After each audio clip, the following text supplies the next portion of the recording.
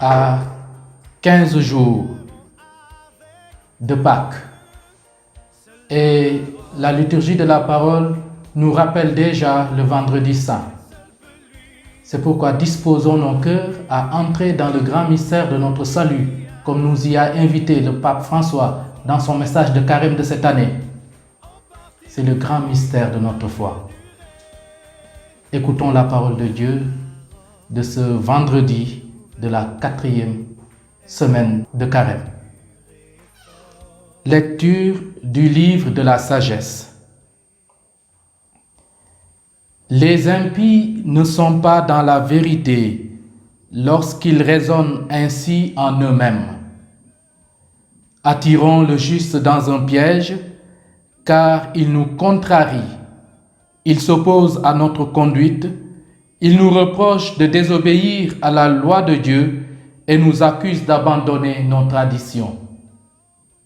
Il prétend posséder la connaissance de Dieu et s'intitule Fils du Seigneur.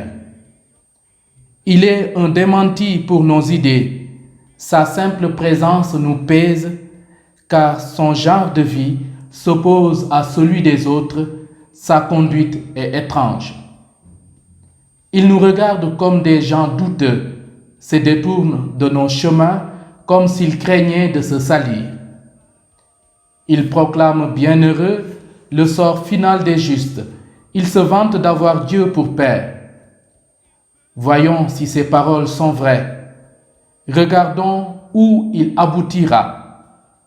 Si ce juste est fils de Dieu, Dieu l'assistera et le délivrera de ses adversaires.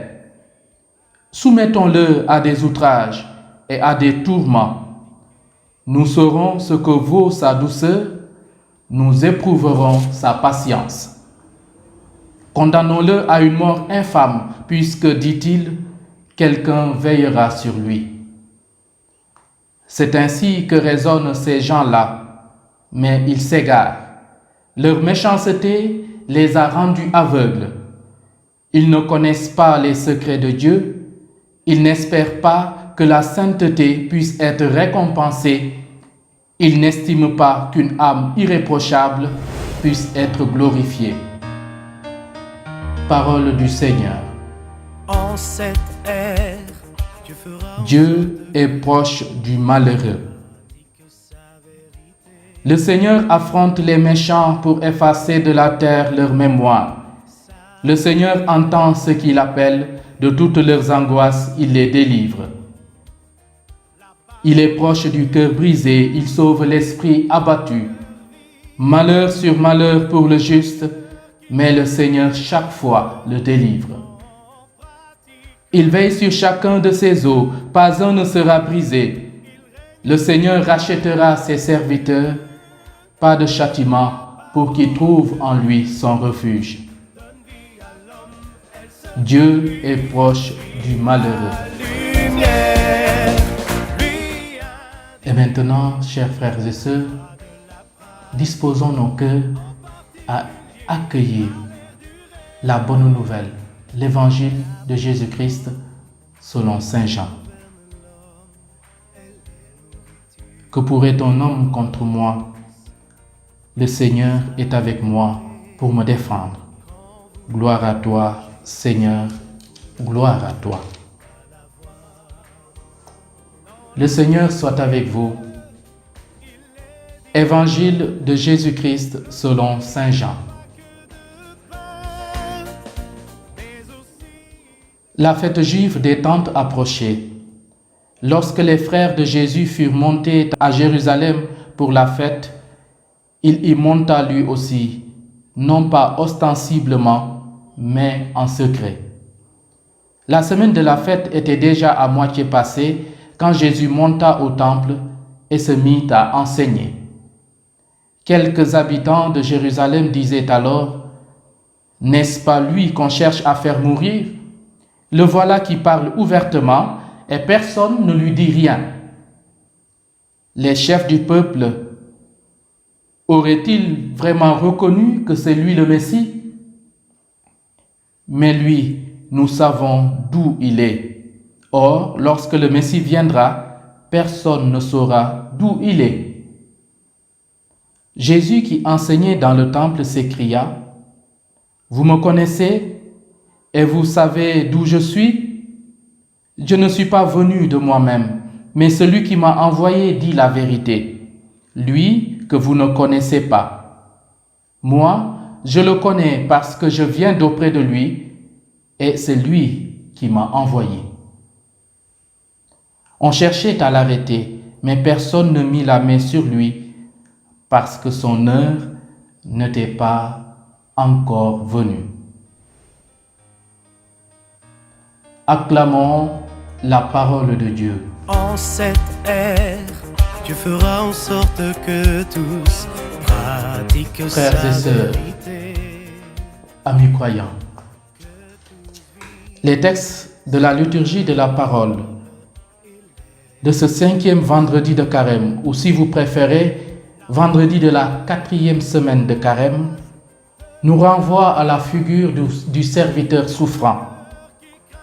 Pourtant, ce n'est pas le texte d'Isaïe qui est lu, mais bien un passage du livre de la sagesse où il est question d'un innocent. Quoique juste, que l'on accuse, déclare coupable et condamne à une mort infâme. Condamnons-le à une mort infâme, puisque, dit-il, quelqu'un veillera sur lui. En vérité, il s'agit dans la première lecture d'un complot. Les méchants, qualifiés d'impies dans le texte de la sagesse, complotent en effet la mort d'un homme juste. Ils sont sans scrupules et sans cœur. Ils préméditent leur forfait. Aussi agissent-ils en connaissance et en opposition au commandement du Seigneur. Agissent-ils en opposition au bien qui est inscrit dans leur cœur?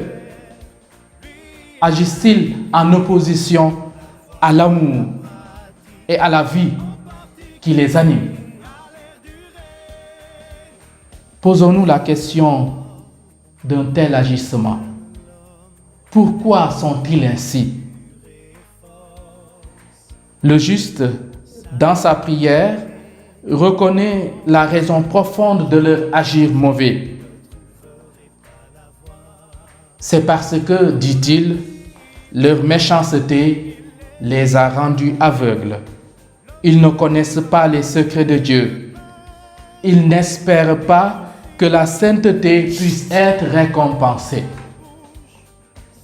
Est-ce suffisant? Je pense que non. Un autre aspect de la réponse est contenu dans leur propre accusation. Les impies, les méchants, ne supportent pas la contrariété, les reproches et les remarques. Ils veulent que tous soient comme eux, pensent comme eux, disent comme eux. Et c'est là leur grand péché.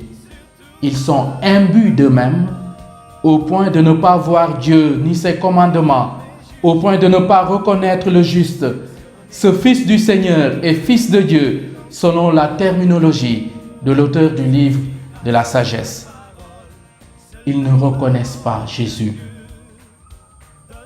En vérité, si dans la première lecture du jour, l'on nous parle du complot des méchants contre le juste, dans le passage de l'Évangile, Jean nous informe du complot des pharisiens et docteurs de la loi contre Jésus, l'envoyé de Dieu. Le stratagème intervient à l'occasion d'une fête, la fête juive des tentes, qui servait de rappel aux Israélites de leur origine et de leur traversée du désert. La tente n'est-elle pas le symbole de la marche, du voyage, d'une pérégrination? Oui, Jésus est en pèlerinage à Jérusalem. Il affirme de plus en plus l'origine divine de sa mission. Il s'offusque même de la dureté de cœur et de vue. Les deux vont souvent de pair. De la dureté de cœur et de vue de ses co-religionnaires. Il se décide à les enseigner pour leur ouvrir les yeux et le cœur. ils se décident à les enseigner pour leur parler de Dieu. Mais eux n'ont Dieu que des balivernes, que des médisances. N'est-ce pas lui qu'on cherche à faire mourir? Le voilà qui parle ouvertement et personne ne lui dit rien. Les chefs du peuple auraient-ils vraiment reconnu que c'est lui le Messie? Mais lui, nous savons d'où il est. Or, lorsque le Messie viendra, personne ne saura d'où il est. Ces propos sont à la fois simplistes et évocateurs. Les chefs du peuple cherchent toujours à arrêter Jésus pour le juger et le faire exécuter. Ils sont à la recherche d'occasions et d'alibis. Mais l'heure de Dieu n'est pas encore arrivée. L'envoyé du Père poursuivra sa mission d'annonce de la bonne nouvelle. Le Messie de Dieu continuera de s'adresser à tous avec vérité jusqu'au jour où il laissera la voie libre au prince du mensonge afin de l'anéantir. Oui, en Jésus, toute vie est éclairée de la vérité de Dieu, de sa lueur et de son amour miséricordieux. Oserons-nous le reconnaître dès ici-bas comme notre Messie Sauveur, qui nous délivre de la mort éternelle et de tout mal, qui nous délivre de la maladie? Ou bien, serons-nous de ceux et celles qui frénétiquement l'accuseront et demanderont sa mort? Que de justes sont condamnés injustement aujourd'hui, sans que nous n'ayons aucun souci de leur sort. Que de complots et de mensonges ne formatons-nous pas pour conserver des privilèges et garder ou même sauvegarder notre paraître?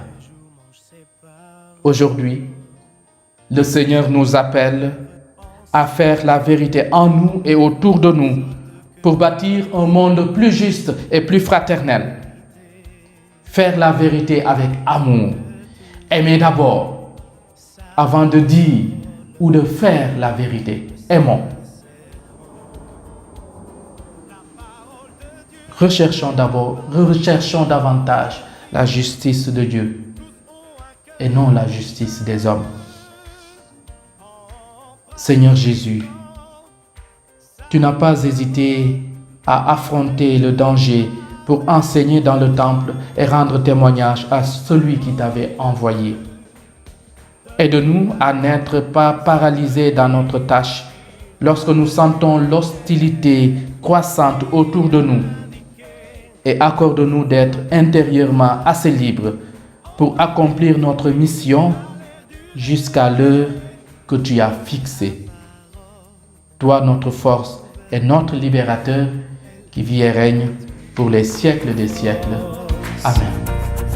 Savourer. Chaque matin, le pape François nous invite à une communion spirituelle. Il récite à chacune de ces Eucharisties cette prière que j'aimerais reprendre avec vous.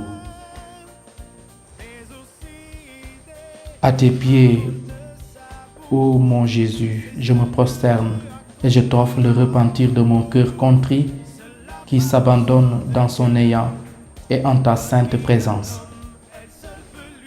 Je t'adore dans le sacrement de ton amour. Je désire te recevoir dans la pauvre demeure que mon cœur te propose.